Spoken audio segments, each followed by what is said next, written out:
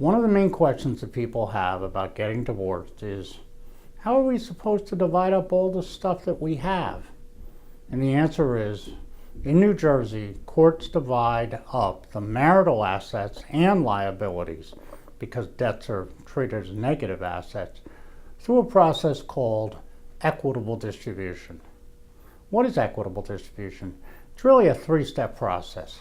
Number one, the court identifies what assets were acquired during the marriage and therefore subject to equitable distribution. Second, those assets have to be valued. If we're talking about a bank account, that's easy. Go online, look at the balance, that's the value. Sometimes, however, it's more difficult.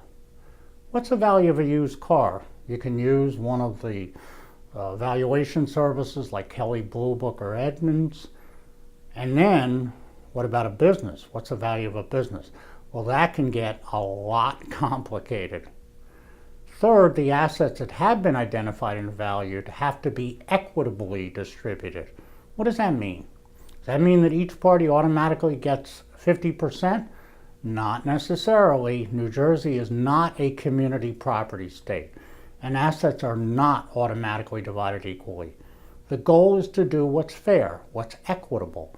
And in order to determine what's equitable, the court is required to look at 16 statutory factors.